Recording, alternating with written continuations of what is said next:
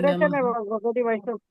વિજય hello. Shri Dwarkadhish પ્રભુ શ્રીમદ ભાગવત રસાસ્વાદ સચ્ચિદાનંદ રૂપાય વિશ્વોત્પત્યાદિહેતવે તાપત્રય વિનાશાય શ્રી કૃષ્ણાય વયમ નમઃ. શ્રી વલ્લભને હૃદયમાં પધરાવીને શ્રીમદ ભાગવતજીનું રસપાન કરીશું. શ્રીમદ ભાગવત રસાસ્વાદ પ્રથમ સ્કંદ અધ્યાય 15 આપણે પૂર્ણ કરીને 16મા અધ્યાયમાં પ્રવેશ કર્યો હતો. તો 15મા અધ્યાયમાં જે પાંડવોને હવે પ્રભુ પધાર્યા પછીની જે ગતિ છે એના સંદર્ભમાં વર્ણન છે. તો હું જોઈન થઈ ત્યારે તમે લોકો વૈષ્ણવ પધરાવવાનું ચાલુ કરી દીધું હતું. તો એ ચાલુ રાખો અને પછી આપણે 16માં આગળ વધીશું. નિશાબેન નતું ચાલુ કર્યું. એવું હતું. ઓકે. એટલે અમે વિચારતા હતા કયા વૈષ્ણવ વૈષ્ણવ યાદ નથી કોઈ. હલો. હા. પ્રભુ પધારી ગયા પછી જીવને કશું રહેતું નથી એવું કે છે. એમાં એક વૈષ્ણવ ની યાદ આવે છે કે પેલા બદ્રિકાશ્રમ 2 વૈષ્ણવ હોય છે, પાડોશી હોય છે, એના દર્શન કરે છે ને ઠાકોરજીના. નામ નથી વૈષ્ણવ નું યાદ મને. તે વૈષ્ણવ ને ઠાકોરજી ને દર્શન કરવાથી આસક્તિ થાય છે કે આ ઠાકોરજી મારા માથે બિરાજે તો સારું એમ.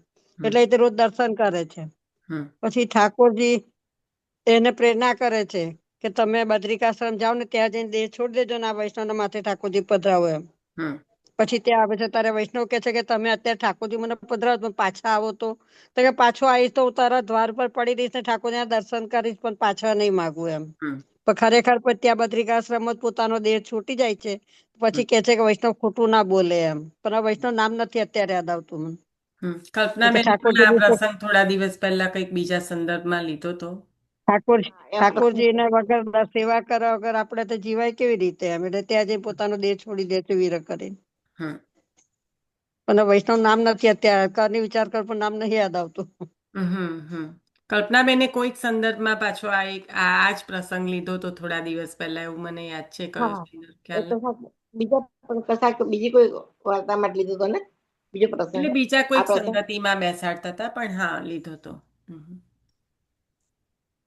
પણ આ બરાબર છે ને.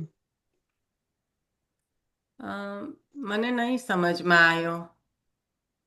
પ્રભુ વગર સેવા વગર રહેવાય કેવી રીતે? જીવાય ના ને એમ.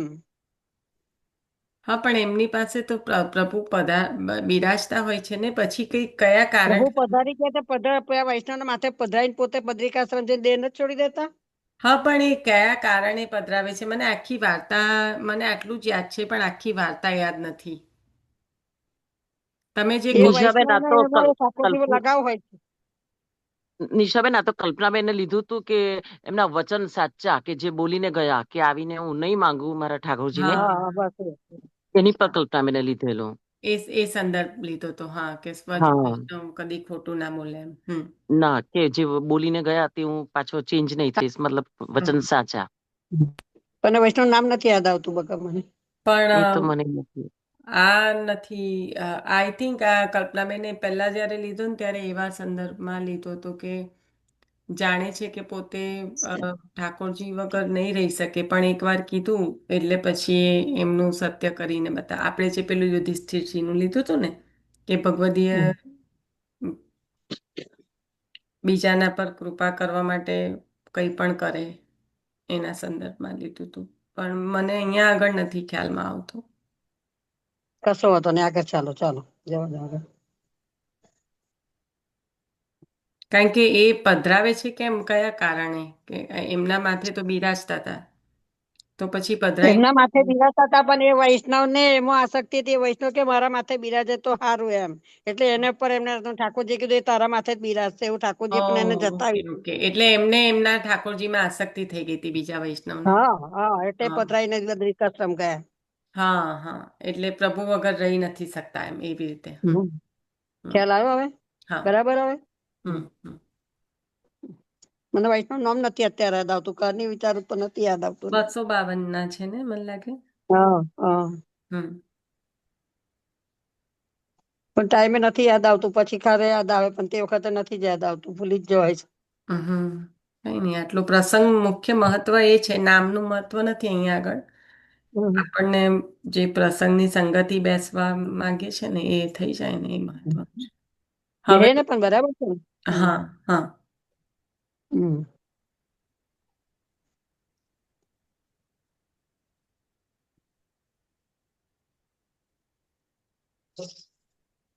બીજા કોઈએ કંઈક કર્યું છે કે હું આગળ વધું?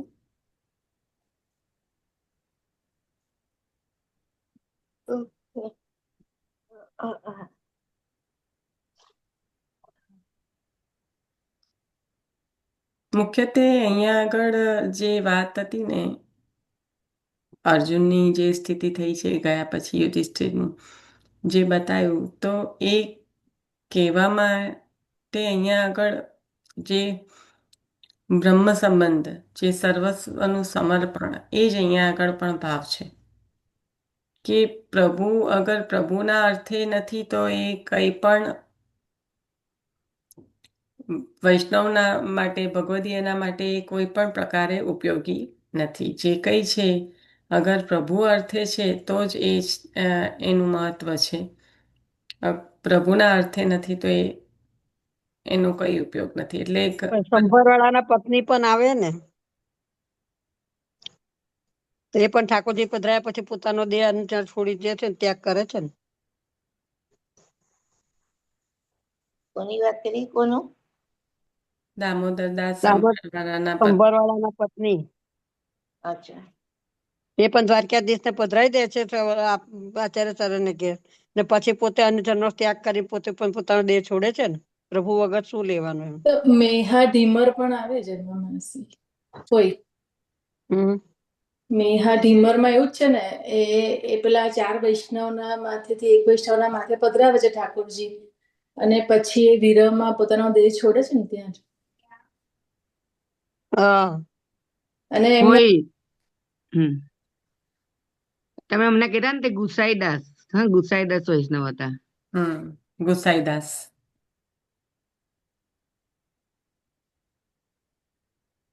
બદ્રિકાશ્રમ વાળું કીધું ને ફોઈએ તેની વાત હા કરું હા છું. હા, ખ્યાલ આવ્યો, ગુસાઈદાસ. મને નામનું તો યાદ આવતું બકા ક્યારનું.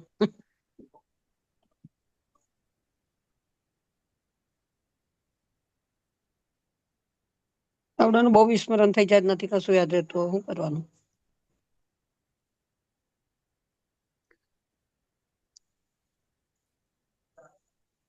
પછી પેલા પણ એક વૈષ્ણવ છે કે જ્યારે પ્રભુ આચાર્ય ચરણ પધારી જાય છે ત્યારે પોતે પણ નીકળી જાય છે કે હવે આ દેહનું શું, આચાર્ય ચરણ તો પધારી ગયા. અને મને પણ નામ નથી યાદ આવતું કારણ કે ભગવાન દાસ. ભગવાન તે દાસ. નહીં, ભગવદાસ નહીં, પણ કૃષ્ણદાસ મેઘાને પણ તે વખતે તે પોતાનો દેહનો ત્યાગ કર્યો છે ના ના ના, આચાર્ય હું ચરણ જે વાત પધારી ગયા. કરું છું ને આ કહી હા, રહ્યા. તે તું કે છે બરાબર, પણ હું કઉ છું તે ના, એમનો તો વાત. હા, 1 મિનિટ પણ હું લઈ લઉં. એ ભગવાન દાસની વાત કરે. ભગવાન દાસ કહું છું ને મેં. હા, એટલે પછી એ તો કઈક એમને કે ઠાકોરજી પધાર્યા છે બતાવે છે કઈ છે એમ, એટલે હા. એટલે અચ્યુતદાસ કે દર્શન કરાવે છે હવે આ અચ્યુતદાસ. દેહનું શું કામ એમ. પછી કે છે કે પણ આ તો આસુર એક મિનિટ નિશા, તું જે બોલે ને એ આખું એને પૂરું કર, કારણ કે બધાને દરેક વાર્તા તરત કનેક્ટ ના થાય, એટલે બધા જોડે બોલ્યા વગર છે શાંતિથી થોડાક 8-10 વાક્યોમાં એને લેજે જરા. હા, એટલે પણ મને નામ નતું યાદ આવતું ને, એટલે હેલ્પ કરતા હતા કે ભગવાન દાસ જે છે. અચ્યુત દાસ. હા, બે એટલે જણ એમને એમાં એમને મેઇન થઈ જાય. હોય છે નિશાબેન કે અચ્યુદાસ છે ને એ ભગવાન દાસ ને સેવા ગુસાઈજી છોડાઈ દે છે ને દોષ ના લીધે, ત્યારે અચ્યુદાસ એવું કે છે કે સેવકોથી તો ના કેટલે ના દોષ ના ના થશે. ના ના ના ના ના, એવું નથી. એની જ્યારે વાત એમને નથી. 1 મિનિટ આસુર્ય ચંદ્રિકામાંથી લીલા લઈ કરી લેવા દો. તેની વાત કરે છે ને, તો હા હા, એ આસુર્ય જ લીલા કરું છું, કરી. એ જ કરું છું. હા હા ભાઈ. હા, લઈ હા, લો તે ભગવાન ચંદ્રિકા. દાસ ની બતાય. હા, એ આસુર્ય લીલા કરતી વખતે એમને દર્શન થયા ને, એટલે વેલા વેલા આયા કે મને એમ કે કવિતના, એટલે એમને બહુ દુઃખ થયું કે કવિતા જતા રહ્યા એમ. ત્યાર પછી એમ દર્શન કરાવે છે એમને ત્યાં અચ્યુતદાસ આગળ. ની ઘેર ના, પધારે છે ને ત્યાં આ કે છે હું જે અચ્યુતદાસ. વૈષ્ણવ કહું છું ને, એ વૈષ્ણવ પોતે પોતાનો દેહ એક ગુસાઈજી પ્રભુના 252 વૈષ્ણવમાં આવે છે. કે હવે પ્રભુ પધારી ગયા, હવે મારું શું કામ? તો એ પોતાનો દેહ એ કરવા માટે વનમાં જતા રહેતા હોય છે, વનમાં ગયા હોય છે ને પછી એમને વૈષ્ણવ લઈ આવે છે કે આચાર્ય ચરણ તો બિરાજમાન છે જ સદા સર્વદા એમના અંગીકૃત માટે. મને છે ને હવે વાર્તાજીનું આખું એ તો ગુસાઈજી જ દર્શન આપે છે, હું તારી સાથે નિત્ય જ છું એમ. હા, એ ગુસાઈજી પ્રભુના પધાર્યા પછી છે ને એમનો હા હા. કંઈક છે ને, પછી ગુસાઈજી કે છે કે હું તારી જોડે નિત્ય જ છું, તું દુઃખ ના કરીશ એમ. અને કંઈક વનમાં જતા રહે છે કે હવે આ મારા દેહનું શું કામ, એવી રીતે દેહ ત્યાગ કરવા માટે એવું કંઈક છે. પણ આ આચાર્ય ચરણ ના કૃષ્ણદાસ મેઘને હો આચાર્ય ચરણ લીલા આશ્રમ લીલા કરી પધારી ગયા ને એટલે કૃષ્ણદાસે હો પોતાનો દેહ રીતે છોડ્યો છે. પણ એ તો ભગવાન દાસજી પણ આસુરીઓમાંની લીલા પછી છે ને પાદુકજીના દર્શન કરાવે છે હા, મહાપ્રભુજી. એ એ તો જાતે બરાબર છે. મહાપ્રભુજી ના કરે, એ તો મહાપ્રભુજી ના જાતે કરાવે જ. મહાપ્રભુજી પોથી પાંચતા દેખાય દર્શન એ થાય છે. તો પેલું બહુ અચ્યુત દુઃખી થાય છે ને એટલા માટે, હા, પણ જે વૈષ્ણવ આસુરીઓમાં પ્રભુ, લીલા થઈ જાય છે ને અચ્યુતદાસ પછી. ને ઘેર ભગવાનદાસ ને કરાવે છે. હા બસ એ હું એ કહેતી હા, હતી, એક ભૂલથી પછી એક મને બોલો, કારણ કે જ્યારે રેકોર્ડિંગ સાંભળશો ને ત્યારે કશું જ નહીં ખબર પડે. એટલે એક જણનું પૂરું થાય પછી બીજા બોલો. નીતાબેન. સોરી. હમ. એટલે આ જે હું વૈષ્ણવ કહું છું ને 252 ના છે ને, મને લાગે છે એમની સ્થિતિ ગુસાઈજી પ્રભુ પધાર્યા પછીની છે. પછી ગુસાઈજી પ્રભુ દર્શન આપીને કહે છે કે હું નિત્ય માતાને દર્શન આપીશ. અને આ ભગવાન દાસનો જે પ્રસંગ છે એ અત્યંત દુઃખી થાય છે એટલે એમને પછી પાદુકાજીના દર્શન કરાવે છે.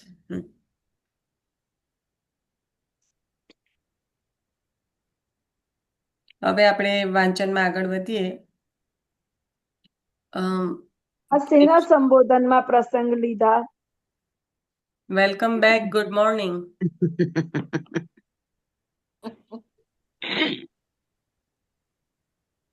પ્રભુનું પધારવાનું સાંભળીને જે યુધિષ્ઠિરજીને જે થયું ને,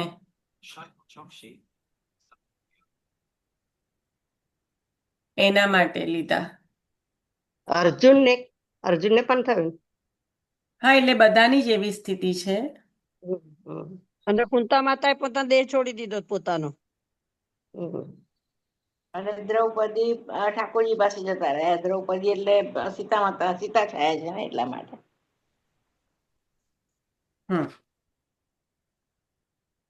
કુંતીજી પ્રભુમાં એકાંત ભક્તિ કરતા, એટલે તેમને આ એટલે સાંભળ્યું એટલે પરમ પ્રેમથી પ્રભુમાં સાયુજ્ય મેળવ્યું.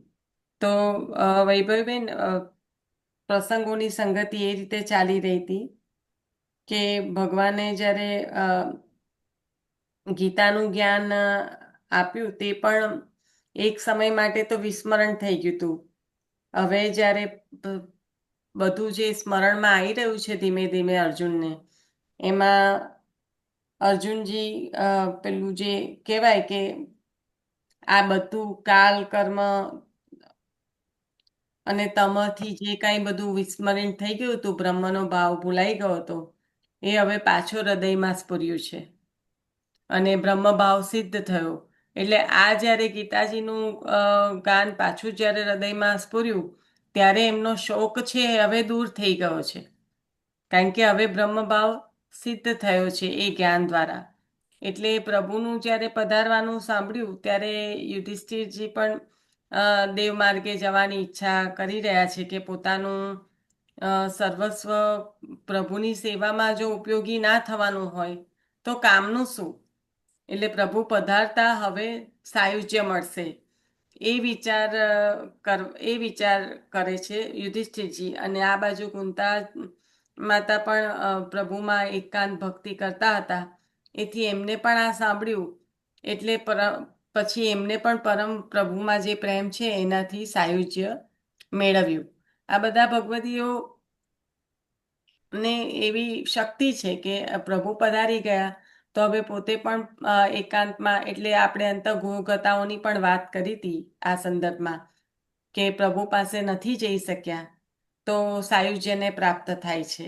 જો યાદ હોય તો અંતઃગુહકથાઓ પણ એકાંત છે, પ્રભુને જ પતિ માન્યા છે, અન્ય સાથે વર્યા છે ખરા પણ પ્રભુને જ પતિ માન્યા છે. અને જ્યારે ઘરના જે પરિસ્થિતિ આવે છે કે ઘરમાંથી નીકળી નથી શકતા તો ત્યારે એ પણ પોતાના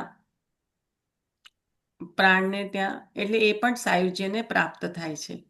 એ આખો પ્રકાર આપણે દસમ સ્કંદમાં જોયો છે કે એક પ્રભુની પાસે નહીં જઈ શકવાનો જે વિરહ, એ વિરહ થતાં જ જન્મના જે કાંઈ દોષ હતા એ બધા જ બળી ગયા. એટલો બધો વિરહનો તાપ કે એમાં બધા દોષો બળી ગયા. અને આવો તાપ થતાં પ્રભુએ એમને કૃપા કરીને, પ્રભુ પણ ભક્તોનો તાપ સહન નથી કરી શકતા, તો કૃપા કરીને જ્યારે દર્શન આપ્યા છે ત્યારે એમના જન્મના કરેલા પુણ્ય કર્મોનો પણ ત્યાં આગળ વિનિયોગ થઈ ગયો. તો પુણ્ય કર્મો પણ ખર્ચાઈ ગયા અને દોષ પણ બળી ગયા. એટલે પાપ પુણ્યનું જે કહેવાય બેલેન્સ, એ ત્યાં આગળ શૂન્ય થઈ ગયું. હવે કાંઈ રહેતું નથી. એ થતાં જ અંતઃગોગતાઓ સાયુજ્યને પ્રાપ્ત કરે છે. એવી રીતના અહીંયા પણ પ્રભુ પધારી ગયા. એ સાંભળીને યુધિષ્ઠિરજી પણ દેવ માર્ગે જવાની ઈચ્છા કરે છે અને કુંતી માતા પણ સાયુજ્યને મેળવે છે. તો આપણે જે સંદર્ભ લઈ રહ્યા હતા વાર્તાજીનો, એ આ સંદર્ભમાં હતા કે પ્રભુના સેવામાં ઉપયોગી ન થવાનું હોય તો પછી શું કામનું? પોતાનું સર્વસ્વ પણ શું કામનું કે દેહ પણ શું કામનો? કારણ કે જ્યારે સમર્પણ થયું છે એટલે આપણે યાદ કર્યું કે અહીંયા આગળ જે સમર્પણ, સર્વસ્વના સમર્પણની જે ભાવના છે અને દાસત્વની જે ભાવના છે, જે બ્રહ્મ સંબંધ દ્વારા આચાર્ય ચરણે આપણને આપ્યું, એ જ અહીંયા આગળ કે છે કે પ્રભુ નથી તો બીજું જે કંઈ છે એનું શું કામ અહીંયા આગળ? એટલે આ સંદર્ભમાં જેને પણ સંદર્ભ છૂટ્યો હોય, વૈભવીબેને પૂછ્યું તો સારું થયું. આ સંદર્ભમાં આપણે વાર્તાજીના સંગતિ લઈ રહ્યા હતા. અને એક બીજો પ્રશ્ન કે તમે યુધિષ્ઠિરજી કે અર્જુનજી, તો જી જે પુસ્તકમાં લખેલું છે? કારણ કે આવું મને એવું છે કે આમને પાછળ જી નથી લાગતું. આજે પાંડવો છે એમની આમાં પાછળ જી નથી માનવાચક લાગતું. છે. જી છે ને એ માનવાચક છે. આ બધા ભગવદીઓ છે, આપણાથી મોટા છે અને ઘણી જગ્યાએ પુસ્તકમાં છે. એવું અચ્છા. નથી કે બધી જગ્યાએ નથી, પણ અહીંયા આવો કોઈ મોટો રૂલ નથી. આ માનવાચક છે. હા હા મોટે હા. ભાગે બોલાય છે, એ રીતે બોલાતું હોય છે. બરાબર છે, પરફેક્ટ. એટલે આપણે ઘણી વખત શું હોય છે કે કુંતાજી નથી કહેવાતું. હા, ઉતાવળમાં બોલી જઈએ તો એને કોઈ બાદ નથી, પણ આ ના ભગવદી ના, માતા કુંતા માતાને તો માતા કુંતા જ કહેવામાં આવે છે. એ તો બરાબર છે, ઉલ્લેખ કે માતા ઉલ્લેખ. પણ મેં કેમ પ્રશ્ન પૂછ્યો, કારણ કે આજે પાંડવો કે એવી રીતના જે પણ બીજા બધા છે, વિદુરજી ના માટે હજુ વિદુરજી ક્યારેક લગાડવામાં આવે, કારણ કે પ્રભુએ એમને એટલું સુખ આપેલું વિદુરજી ના ઘરે જઈને જે પ્રભુએ માંગીને સાગ આરોગ્યું, તો પ્રભુએ એટલું સુખ આપ્યું હતું એટલે વિદુરજીને ત્યાં એ રીતના સંબોધન થાય છે. ભીષ્મ સ્તુતિ પણ મોટા ભાગે એવું કહીએ, ભીષ્મ સ્તુતિ.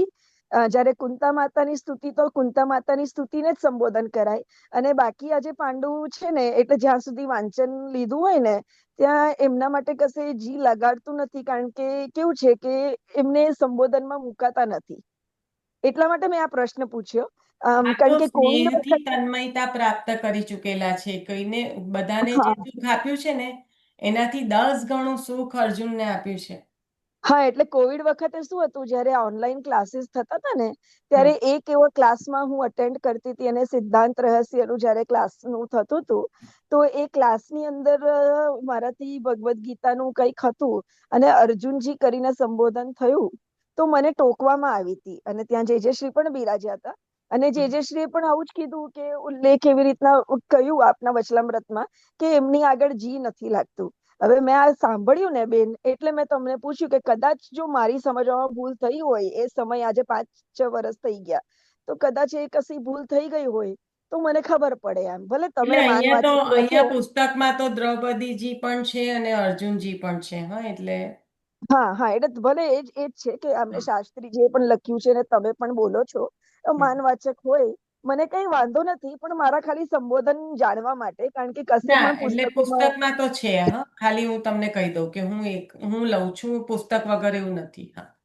હા, ભલે ભલે ભલે હમ. ભલે. હા, બધી જગ્યાએ નથી આપેલું, પણ ઘણી બધી જગ્યાએ આપેલું છે. જેમ કે અહીંયા આગળ જ દ્રૌપદીજીનો જ્યારે દુર્વાસાનો પ્રસંગ આવ્યો હતો, તો દુર્વાસા ઋષિને પણ દુર્વાસાજી તરીકે સંબોધન કર્યું છે. અને દ્રૌપદીજીએ ભોજન કર્યા પછી પધાર્યા, રીતસર દ્રૌપદીજી એમ લખેલું જ છે. અને સેમ વે અર્જુનજી પણ લખ્યું છે કે ભગવાને ગીતાનું જ્ઞાન આપ્યું હતું. અર્જુનજી કાલ, કર્મ અને તમથી એ ભૂલી ગયા હતા. બહુ સુંદર સુંદર સુંદર. કારણ કે આજે એક વસ્તુ હતી, હવે ખ્યાલ રહેશે. બરાબર છે, પુસ્તક મારી પાસે ખુલ્લી નહોતી અને અલ્પ બુદ્ધિથી આ પ્રશ્ન કર્યો, એટલે તમે બરાબર અમે આમાં એવું કઈ છે નહીં, બધાને કંઈક ને કંઈક તમે થોડી કરો છો, તમારા હૃદયમાં બિરાજેલા ઠાકોરજી કરે છે. તો કઈ એમાં આટલું એ નથી, બધાને કંઈક ને કંઈક મળે છે એમાંથી. તમે પ્રસંગ શેર કર્યો, તમે જે વિચાર્યું હતું એના માટે. પરીક્ષિતને તો પ્રભુએ રાજા બનાવ્યા હતા, એટલે યુધિષ્ઠિરે હસ્તિનાપુરમાં અભિષેક માત્ર કર્યો અને અનિરુદ્ધના પુત્ર વજ્રનો મથુરામાં અભિષેક કર્યો. પછી પ્રજાપત્ય કે વૈશ્વાનરી ઇષ્ટિ કરી અગ્નિપાન કર્યું, એટલે અગ્નિને દેહમાં ધારણ કર્યા. આ રીતનો જે આખો એ બન્યો પ્રભુ પધાર્યા પછીનો પ્રસંગ. મુક્તિ તો પાંચે પાંડવોને થઈ છે, અલગ અલગ રીતે દેહને આવી રીતના એમને અગ્નિમાં ધારણ કર્યો છે. અને અહંતા મમતા વગરના થઈ સર્વ બંધનને છોડીને જ્યારે આપ ઉત્તરમાં ચાલ્યા અને રાજા તરીકેના બધા ચિહ્નો અને વસ્ત્રો શરીર પરથી ઉતારી દીધા છે, એટલે અગ્નિહોત્રને પોતાના સ્વરૂપમાં પધરાવીને આપ વિદાય થઈ રહ્યા છે. તો આખી જે સર્વસમર્પણ અને જે પ્રભુને લાયક, કારણ કે આપણે જોઈએ છે તનુ નવત્વ, તો જે પ્રભુને લાયક દેહ તૈયાર થાય એની આખી અહીંયા આગળ એક પ્રક્રિયા બતાવે છે. અને હવે આ દેહ છે એ જ્ઞાન યોગ્ય દેહ છે, તો જ્ઞાન યોગ્ય દેહ પ્રાપ્તિમાં 5 અગ્નિ અને 5 આહુતિ છે. એવી રીતના ભગવદ માર્ગમાં, એટલે કે મર્યાદા માર્ગમાં 9 અગ્નિ અને 9 આહુતિ છે. તેનાથી ભગવદ યોગ્ય દેહ પ્રાપ્ત થાય છે. આ એક મર્યાદા રીતિથી થતો એક જે પ્રકાર છે એ બતાવ્યો છે. આપણે જેમ હમણાં વાત થઈ કે પ્રભુ યોગ્ય દેહ, સેવા ઉપયોગી દેહ, સેવા ફલમમાં પણ આવ્યું. અને તનુ નવત્વ, જે જમનાજી જે દેહનું દાન કરે છે પ્રભુને લાયક થવા માટે, કારણ કે ભગવદ યોગ્ય દેહ બને તો જ ભગવત સેવા થઈ શકે. એટલે જમનાજીને મને એવું હતું કે કોઈક તો પધરાવશે વૈષ્ણવ આ સંબંધમાં, પણ આપણે આની વાત નથી થઈ કે વૈષ્ણવ પધરાવજો, એટલે એના સંદર્ભમાં મનન ચિંતન નહીં થયું હોય.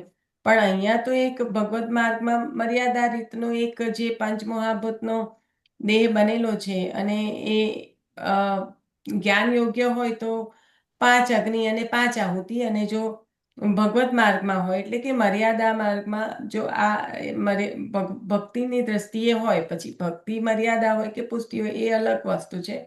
પણ જ્યારે ભગવાન માર્ગ છે એટલે કે ભક્તિનો માર્ગ છે, ત્યારે એ અગ્નિ પણ 9 પ્રકારનો છે અને એને અપાતી આહુતિ પણ 9 છે, અને એનાથી ભગવત યોગ્ય દેહ પ્રાપ્તિ થાય છે. તો અહીંયા આગળ આપણને પુષ્ટિમાં શ્રી જમનાજીની કૃપાથી તનુ નવત્વનું દાન થાય ત્યારે જીવ સેવાને એટલે કે ભગવત યોગ્ય દેહની પ્રાપ્તિ કરે છે. એમાં કિશોરાબાઈ નો કિશોરીબાઈ, પ્રસંગ હતો. હા, કિશોરીબાઈ, હા. ઓકે. એમાં કિશોરીબાઈનો પ્રસંગ આવશે કે જે હા મને થોડુંક મને એવું થતું હતું કે આ પ્રસંગ નહીં આવે એટલે મેં કનેક્ટ ના કરે બોલો. ના એટલે તનુનવત્વનું દેહનો પ્રાપ્તિ કરાવીને પ્રભુની સેવા લાયક જમનાજીના ગુસાઈજી પધારતા પહેલા જમનાજી પધારીને એનું દાન કરી દે છે. પછી ગુસાઈજી પ્રભુ પધારે છે. વાર્તાજી બધાને ખ્યાલમાં છે. બહુ સુંદર છે વાર્તાજી. હા, તો એ દેહની હવે આટલું બધું જીવ સમર્થ હોય, જે યુધિષ્ઠિરજીની અહીંયા વાત ચાલે છે, સમર્થ છે, એટલે આખો જે 9 પ્રકારની અગ્નિ અને એમાં 9 આહુતિ જે બતાવ્યું કે વાણીથી ચાલુ કર્યું અને છેક પોતાનું જે કહેવાય કે અવયવ બ્રહ્મમાં જે પ્રકૃતિનો હોમ કર્યો અને પુરુષનો, એટલે છેક પહેલેથી ચાલુ કરીએ ને તો વાણીથી મન વાણીથી શરૂઆત થઈ અને પછી પ્રાણાપાન, ઉત્સર્ગ તંત્ર, મૃત્યુનો હોમ થયો, પછી 3 ગુણોનો, પછી પ્રકૃતિનો, પછી પુરુષનો, અને પુરુષનો હોમ પાછો બ્રહ્મમાં. એ રીતે આખી એક સાયકલ બતાવી. એટલે એટલા માટે એ મર્યાદા માર્ગ એવી રીતે કહ્યું કે ભક્તિ તો છે, પણ આ એક પ્રક્રિયા જે છે એના દ્વારા ગયા. જ્યારે પુષ્ટિમાં આચાર્ય ચરણની કૃપાથી, શ્રી જમનાજીની કૃપાથી આ જે અલૌકિક દેહનું દાન સ્વયં યમુનાજી કરે છે અને જીવને સેવા ઉપયોગી દેહની પ્રાપ્તિ કરાવે છે, જે સેવા ફલમમાં આચાર્ય ચરણે ખૂબ સુંદર રીતે વર્ણન કર્યું છે. કારણ કે ફળ એ જ છે, પુષ્ટિનું ફળ સેવા ઉપયોગી દેહ, એટલે અહીંયા પણ સેવા ને ત્યાં પણ સેવા. એ ફળ એ જ છે, સેવા એ સાધન, સેવા એ જ ફળ કહ્યું. તો જીવ પણ જમનાજીની કૃપાની એક અપાર જે કહેવાય કે અપાર કૃપાનું જમનાજીનું જે છે એ કઈ રીતે કે એ સદેહે આ દેહથી જ તનુનવત્વ પ્રાપ્ત કરાવે છે. જીવ હવે તો આ તો પધારી જાય છે ત્યારની વાત છે, પણ જમનાજી તો એવી કૃપા કરે છે કે સદેહે જ જીવને એનું તનુનવત્વનું દાન કરીને પ્રભુને લાયક જીવ બનાવે છે, એટલે કે ભગવદ યોગ્ય દેહની પ્રાપ્તિ કરાવે છે. એટલે આ જે પ્રોસેસ આપ્યો છે એમાં આપણે એટલું બધું અંદર જવાનું કે યાદ રાખવાનું કોઈ બહુ મહત્વ રહેતું નથી આપણા માટે. આચાર્ય ચરણની કૃપાથી ઠાકોરજી આપની સેવાનો અંગીકાર કરે અને શ્રી જમનાજીની કૃપાથી ઠાકોરજીમાં જતો જે જીવ છે એનું દેહ ભગવદ પ્રાપ્તિને યોગ્ય શ્રી જમનાજી બનાવે છે. ભગવદ પ્રાપ્તિ નહીં, ભગવદ યોગ્ય બનાવે છે. જ્યારે સેવા અંગીકાર ક્યારે થાય? જીવ પાત્ર બને ત્યારે. અને આવું સદેહે જ જીવને દાન શ્રી જમનાજી કરે છે. આમ સઘળું સ્વકીય ભગવાનને સમર્પણ કરી દઈને દેહનો ત્યાગ કરવા માટે નગરની બહાર હવે નીકળ્યા છે. આ બધું જે છે વર્ણન તે યુધિષ્ઠિરજીનું છે કે હવે આવી રીતના બધું ત્યાગ બતાવ્યા, 9 પ્રકારનો હોમ બતાવ્યો, એ કરીને હવે આ નીકળ્યા, નિરાધાર થઈ ગયા, વાણી બંધ રાખી અને આખો જે પ્રકાર બતાવ્યો કે પોતાના શરીરને જળવત દર્શાવતા એ નગરમાંથી બહાર નીકળી ગયા. કારણ કે જરાક પણ હવે કોઈ પણ પ્રકારની અહંતા મમતાનો બધાનો ત્યાગ થયો છે, એટલે શરીર જળવત માત્ર જ બની ગયું છે, એ એવું દર્શાવતા નીકળી ગયા છે. અને કલીના મિત્ર અધર્મે સ્પર્શેલી પ્રજાઓને જોતા હિમાલયમાં આવ્યા. એમને જોયું કે હવે કલીનો ગાઢ મિત્ર એવો અધર્મ અને એનો સ્પર્શ થઈ ગયેલી મારી પ્રજા, એને જોઈને આપ ત્યાં જોતા આપ હિમાલયમાં આવ્યા છે. મનથી પ્રભુના ચરણારવિંદનું ધ્યાન કર્યું છે. આચાર વગરના અને જે દુષ્ટ લોકો છે એને તો આવી ગતિ મળે નહીં, પણ પાંડવો છે જે પ્રભુના ભક્ત છે, સ્નેહી છે, એમને આગળ સુંદર ગતિ પ્રાપ્ત થઈ છે, ભગવત પ્રાપ્તિ થઈ છે. વિદુરજી પણ પ્રભાસમાં દેહ છોડી પોતાના સ્થાન વૈવસ્વતપુરમાં ગયા. અહીંયા આગળ અધિકારની વાત કરી કે જેને જે અધિકાર હતું એ પ્રમાણેનું સ્થાન દેવાવાળું આ પ્રભાસ છે, તો અધિકારીઓને અધિકાર અનુસાર સ્થાન દેનારું પ્રભાસ, એમાં વિદુરજીની ગતિ થઈ. પછી દ્રૌપદીજીનો ઉલ્લેખ કર્યો કે કયા યુગમાં, જે ત્રેતાયુગ અને દ્વાપર યુગ બંનેનો ઉલ્લેખ કરીને કહ્યું કે જે છાયા સીતા છે એ દ્રૌપદીજી રૂપ છે. તો અહીંયા આગળ પાછું દ્રૌપદીજી આવ્યું સંબોધન થઈને. તો કહ્યું કે ભગવત ભક્ત દ્રૌપદીજીએ પતિઓને હવે પોતાની જરૂર નથી એમ જાણી લીધું, કારણ કે બધાએ પોતપોતાનો માર્ગ શોધી લીધો પ્રભુ પધાર્યા છે એટલે દ્રૌપદીજીએ જાણ્યું કે હવે પતિઓને પણ મારું કોઈ જરૂર છે નહીં, એટલે એમને પ્રભુનું ધ્યાન કર્યું અને હૃદયમાં પ્રકટ થયેલા પ્રભુમાં પ્રવેશ કર્યો. આ છાયા સીતારૂપ દ્રૌપદીજી છે. જે ત્રેતામાં હતા એ દ્રૌપદીજીની અહીંયા વાત કરી રહ્યા છે કે આ દ્રૌપદીજી કયા છે કે જેમને હૃદયમાં પ્રકટ થયેલા પ્રભુમાં પ્રવેશ કર્યો. તો એ કહે છે કે છાયા સીતારૂપ છે. રામ અવતારમાં રાવણ વધ પછી સાચા સીતા અગ્નિએ પાછા દીધા. રાવણને ત્યાં જે રહેલા હતા એ છાયા સીતા, અગ્નિ પરીક્ષાના બહાને અગ્નિને પાછા દેવાના હતા. બહુ સુંદર પ્રસંગ છે આ રામાયણનો, કારણ કે જે રાવણને જ્યારે હરણ કર્યું છે ત્યારે સીતા માતા તો ત્યાં જ હતા. છાયારૂપ સીતાને રાવણ હરીને લઈ ગયા. રાવણની શું એ કહેવાય કે એનું શું સામર્થ્ય કે સીતા માતાનું હરણ કરી શકે. તો ત્યાં આ લીલા તો એ છે કે ગતિ આપવાની છે રાવણને. રાવણ પણ જાણે છે, પણ રાવણનું પણ એક બહુ એ છે કે ભક્ત છે અને જાણે છે કે રાક્ષસ યોની છે આ મારા જે બધા જ મારી સાથેના છે એમનો ઉદ્ધાર કેવી રીતે થશે. કારણ કે જો રામાયણનો થોડોક ઉલ્લેખ જાણતા હોય તો એવું છે કે જે રાવણની સેનામાંથી લડતા હતા એ બધાને ગતિ પ્રાપ્ત થઈ છે, પ્રભુએ કરાઈ છે.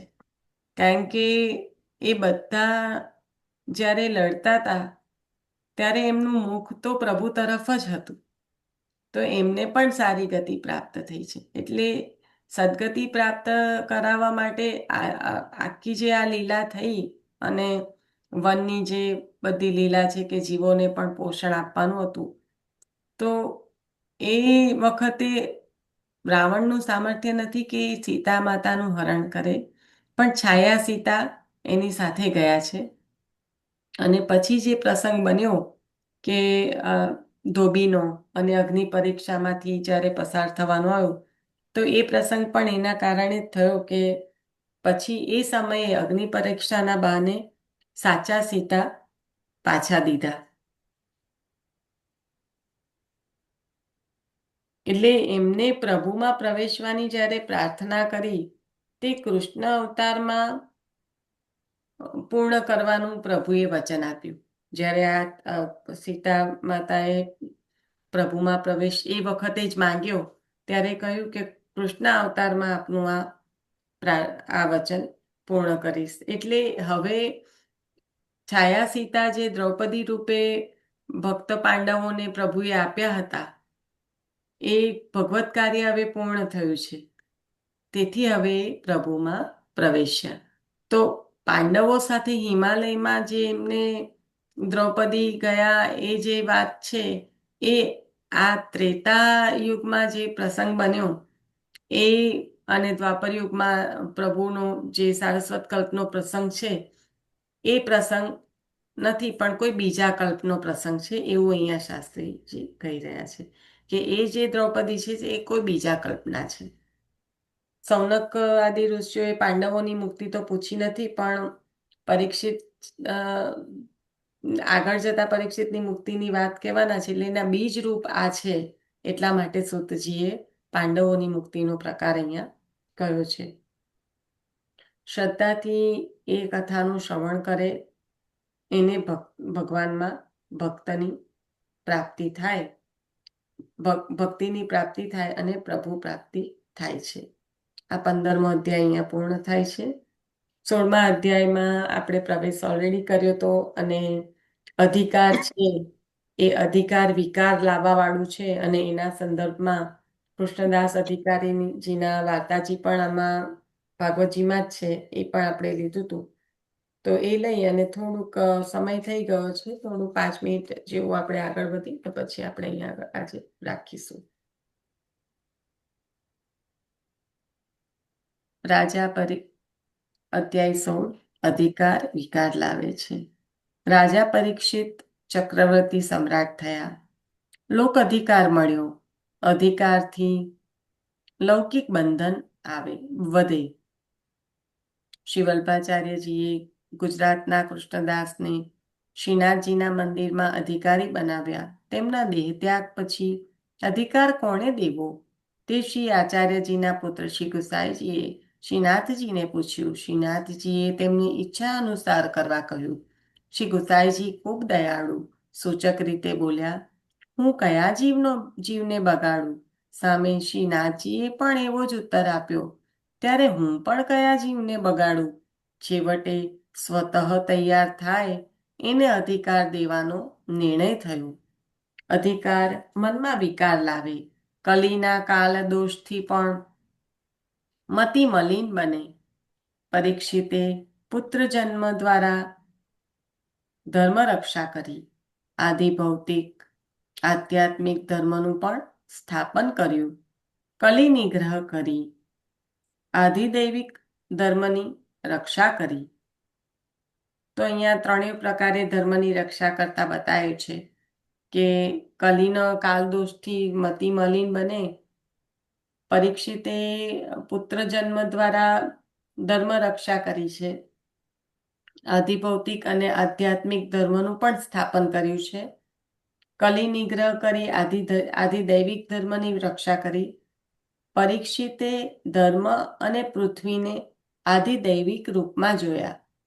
જો તેવા દર્શન થાય નહીં તો ભગવાનની કથા પણ આધિદૈવિક રૂપે સમજાય નહીં. એવું સામર્થ્ય છે. પરીક્ષિત રાજા ભક્ત છે, વૈરાગી છે, તો એવું સામર્થ્ય છે કે ધર્મ અને પૃથ્વીને આધિદૈવિક રૂપમાં જોઈ શકે છે અને એવા દર્શન કરી શકે. તે જ થાય નહીં તો ભગવાનની કથા પણ આધિદૈવિક રૂપે સમજાય નહીં. 2 પેઢીઓ વચ્ચેના સંઘર્ષને નિવારતું જીવન દર્શન. ટાઇટલ છે કે 2 પેઢીઓ વચ્ચેના સંઘર્ષને નિવારતું જીવન દર્શન. જે એકદમ લૌકિકમાં જે જીવોની પરિસ્થિતિ જેમાંથી પસાર થાય છે એ જ ભાગવતજી બતાવે છે કે 2 પેઢી છે એની વચ્ચેનું સંઘર્ષ અને એનું નિવારણ કરતું જીવન દર્શન કેવું હોય. તો કહે છે મહાભાગવત રાજા પરીક્ષિત હસ્તિનાપુરમાં રાજ્ય કરતા હતા. અહીંયા એમને કહ્યું છે જ મહાભાગવત. રાજા પરીક્ષિતને કારણ કે જેની ગર્ભમાં રક્ષા થઈ હોય, જેને પ્રભુનો સ્પર્શ મળ્યો હોય એ કેવું હોય. એટલે મહાભાગવત રાજા એટલે આપણે પરીક્ષિત રાજાને પણ પરીક્ષિતજી કહીએ તો પણ કહી શકાય, કારણ કે આ બધા ભગવદીય છે. મહાભાગવત રાજા પરીક્ષિત હસ્તિનાપુરમાં રાજ્ય કરતા હતા.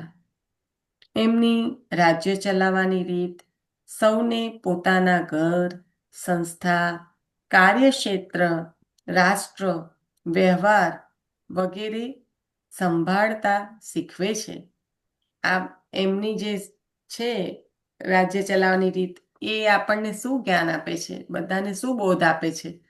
તો કે પોતાના ઘર, સંસ્થા, કાર્યક્ષેત્ર, રાષ્ટ્ર, વ્યવહાર વગેરે સંભાળતા શીખવે છે. પહેલી જ વાત, તતઃ એટલે પાંડવોના ગયા પછી જ્યાં સુધી આપણી પાસે અધિકાર ન હોય ત્યાં સુધી આપણાથી વ્યવસ્થામાં માથું મરાય નહીં. પાંડવો જ્યાં સુધી છે ત્યાં સુધી તો એમનું એમ જ છે, યુધિષ્ઠિરજીના હાથમાં જ છે. એટલે કહ્યું કે પહેલી જ વાત, તત કહેતા કહે છે કે પાંડવોના ગયા પછી જ્યાં સુધી આપણી પાસે અધિકાર ન હોય ત્યાં સુધી આપણાથી વ્યવસ્થામાં માથું મરાય નહીં. લાયક બન્યા પછી અધિકાર મેળવીને વ્યવસ્થાના સૂત્ર સંભાળાય. પ્રાયઃ દરેક પેઢીએ વૃદ્ધોના અને યુવાનોના અભિપ્રાય જુદા પડે છે. આ બહુ સામાન્ય છે કે દરેક પેઢીએ વૃદ્ધો અને યુવાનોના અભિપ્રાય તો જુદા પડે જ. બંને ઈચ્છે છે કે પોતાનું ધાર્યું થાય, પોતાની સમજ જ સાચી છે એવું બંનેને લાગે છે. પરિણામે બંને દુરાગ્રહ પકડે છે, તેથી દુભાય છે. સ્વધર્મ સિવાય અન્ય આગ્રહ ન રખાય. સ્વધર્મ, બહુ સુંદર કહ્યું કે સ્વધર્મ સિવાય અન્ય આગ્રહ ન રખાય. નિગ્રહ પોતાનો થાય તો કોઈ વિગ્રહ ન થાય, પણ આગ્રહના ગ્રહની પીડાની શાંતિ ન હોય. નિગ્રહ પોતાનો થાય તો કોઈ વિગ્રહ ન થાય, પણ આગ્રહના ગ્રહની પીડાની શાંતિ ન હોય. શાંતિનો સરળ ઉપાય કથાનું તતઃ શબ્દ સંકેતથી સમજાવે છે. સંતાન લાયક થતા વૃદ્ધોથી વ્યવસ્થા સંભાળવાનો આગ્રહ ન રખાય. સગડું છોડીને માત્ર ભજન થાય. પોતે લાયક ન થયા હોય, વૃદ્ધો વ્યવસ્થા સંભાળતા હોય ત્યાં સુધી યુવાનોએ પણ પોતાના સ્વતંત્ર અભિપ્રાય જરૂર રાખવા, પણ હૈયામાં સંઘરી રાખવા. સંઘર્ષમાં આવે એમ પ્રકટ નહીં કરવાના. બંને પોતાની સ્થિતિ પોતે સ્પષ્ટ સમજે તો ઘર્ષણ ટળે, આત્મીયતા મળે, મહેનત ફળે. સર્વત્ર આવી વ્યવસ્થા સુખદ બને. સુંદર રીતે સમજાયું કે બંને પેઢીને વચ્ચે થતા સંઘર્ષને નિવારણ કઈ રીતે કરી શકાય. તો એક તો જે પરીક્ષિત રાજાએ પણ જે કંઈ રાજભાર સંભાળ્યો છે એ યુધિષ્ઠિરજીએ બધું સોંપ્યું પછી સંભાળ્યો છે. ત્યાં સુધી એમના કોઈ પણ પ્રકારના કહેવાય કે સ્વતંત્ર અભિપ્રાય જો હશે પણ ખરા તો ત્યાં સુધી એને અમલમાં નથી લાવ્યા.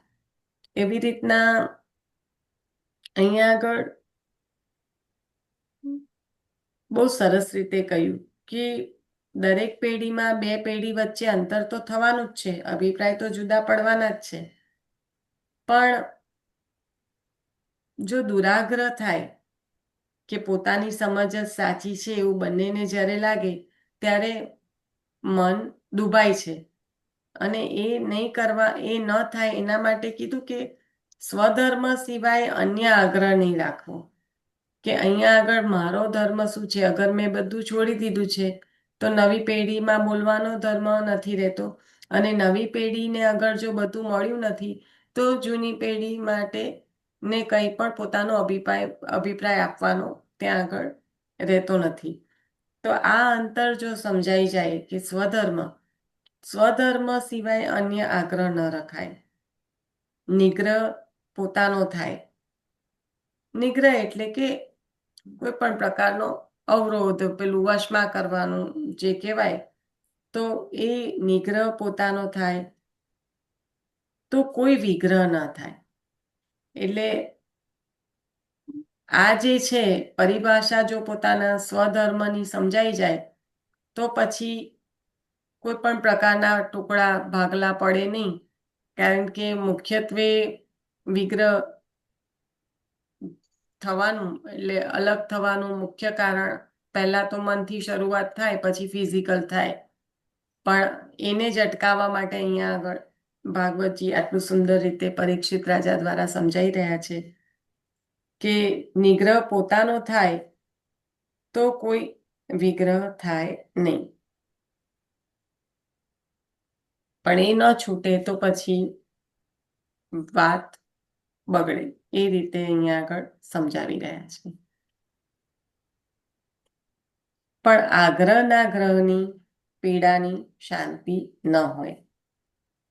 એટલે જે દુરાગ્રહ હોય એનું પછી કઈ સોલ્યુશન નથી. શાંતિનો સરળમાં સરળ ઉપાય કથાનો તત શબ્દ સંકેતથી સમજાવે છે કે સંતાન લાયક થતા વૃદ્ધોથી વ્યવસ્થા સંભાળવાનો આગ્રહ ન રખાય. સગડું છોડીને માત્ર ભજન થાય. પોતે લાયક ન થયા હોય, વૃદ્ધો સંભાળતા હોય ત્યાં સુધી યુવાનોએ પણ પોતાનો સ્વતંત્ર અભિપ્રાય રખાય ખરો, પણ ક્યાં પોતાની પાસે. સંઘર્ષમાં આવે એમ એને પ્રકટ થવા દેવાય નહીં. પ્રકટ થાય તો સંઘર્ષ જ થાય. બંને પોતાની સ્થિતિ પોતે જો સ્પષ્ટપણે સમજે તો ઘર્ષણ ટળે, આત્મીયતા મળે, મહેનત પડે, સર્વત્ર આવી વ્યવસ્થા સુખદ બને. અહીંયા આગળ આપણે રાખીએ છીએ.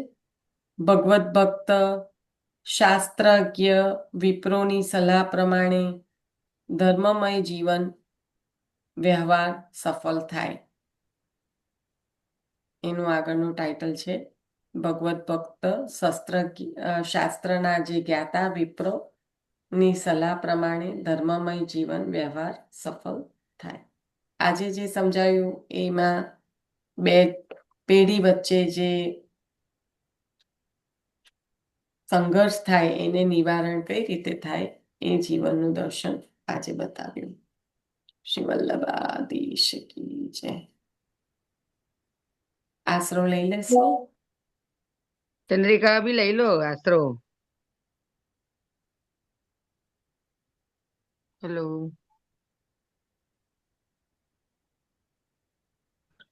આશરો હા લઉં લેવાના સમયે છે ને થોડી ઝડપ રાખજો પ્લીઝ. હા, ચાલો. હા લઉં લઉં.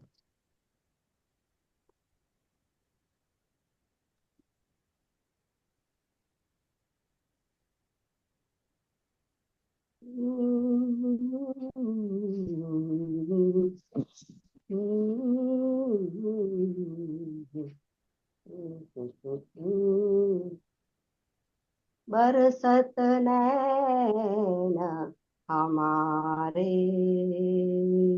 निश दिन बरसत नैन हमारे सदा रहती बरसा ऋतु हम पर जब ते श्याम सिधारे निश दिन बरसत नैन हमारे द्रगंजन रहत निशार कर कपोल भय का कंचुकी पाट सुखद नहीं कबऊ उरा उर बीच बहता पनारे निश दिन बरसत नैन हमारे आंसू सलील बही सब काया पलन जात रिसटाए सूरदास प्रभु रहे परे को सूरदास प्रभु रहे परे को गोकुल काए विसारे निश दिन बरसत नैन हमारे बरसत नैन हमारे निश दिन बरसत नैन हमारे। श्री वल्लभाधीश की जय। सर्वे वैष्णव ने जय श्री कृष्ण।